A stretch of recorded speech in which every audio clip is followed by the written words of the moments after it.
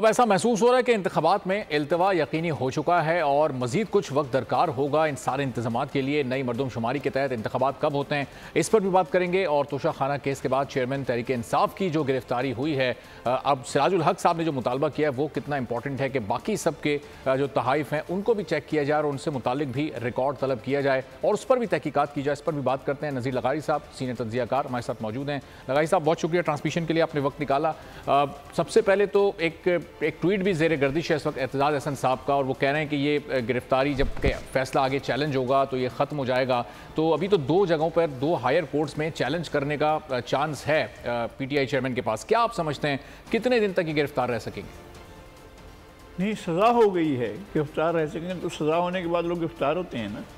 और जो एतजाज़ हसन साहब फरमा रहे हैं तो ज़ाहिर है अगर किसी की अपील होती है और अपील के नतीजे में कोई फ़ैसला आता है तो उसके बाद ही किसी की रिहाई हो सकती है, या वहाँ से जेल में जाकर ऐसे ही जैसे 9 मई को किया गया था वैसे ही कोई मॉब जाएगा और जाकर उनको अटक जेल से छुड़ा कर बाहर ले आएगा। क्या मतलब, कौन सा तरीका होगा? 9 मई में को भी ये नहीं कर सके थे और उनने और जगह पर वारदातें जाकर की थी, लेकिन क्या तरीका होगा?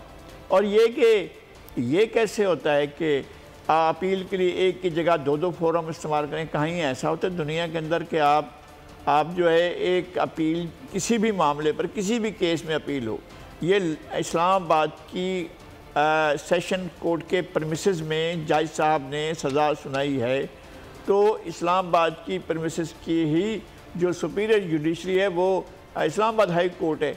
तो उसके बाद क्या और भी कोर्ट्स जो हैं वो इस फैसले को बैठ कर सुनेंगी या उसके बारे में अपनी कोई नई राय देंगी या नया फैसला लिखेंगी, ये हमें मालूम नहीं है। अगर कानून उनके हाथ में है जनाब एतजाज़ हसन के, तो वो उनकी मर्ज़ी है, जो चाहेंगे करेंगे। लेकिन अब तक जो कुछ भी है, बहुत सी चीज़ें ऐसी हो रही हैं जिनकी प्रैक्टिस नहीं होती थी, जो इस तरह से कन्वेंशन नहीं होता था, जो कानून इस तरह से नहीं कहता था, कानून के तकाज़ों के मुताबिक नहीं होता था।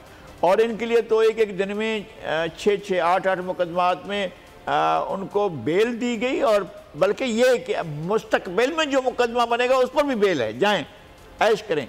तो ऐसी सूरत हाल के अंदर तो ज़ाहिर है कानून बेचारा देखता रह जाता है अदालतों की तरफ, अदालतों में इंतहाई काबिल एहतराम जज साहिबान की तरफ। लेकिन कानून ऐसा नहीं कहता है, कानून का ये तरीक़ाकार नहीं है कि जनाब मुस्तकबिल में आपकी इंतहाई मुअज़्ज़ज़ अदालत के अहाते से निकल कर कोई शख्स कोई बड़ा जुर्म कर देता है, बड़ा जुर्म नहीं छोटा जुर्म भी कर देता है, तो क्या फिर उस पर केस भी नहीं बनेगा, वो गिरफ्तार भी नहीं होगा? यहाँ तक के आर्डर हो चुके हैं कि अभी बाद में जो भी केस बनेगा उसमें भी हम बेल दे रहे हैं। तो इस तरह के वाक़यात तो हो चुके हैं। अब ज़ाहिर है कोई इसी तरह के वाक़े का जनाब एतजाज़ हसन को इंतज़ार होगा कि कोई इस तरह का फ़ैसला आ जाए। ठीक है। तारीख का अमीन,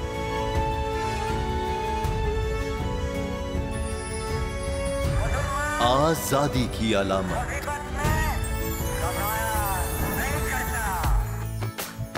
हुस्न का आईनादार, फिक्र नजरिए की अक्कास, सरफराजी का गवाह, यानी हम सबका निगहबान पाकिस्तान।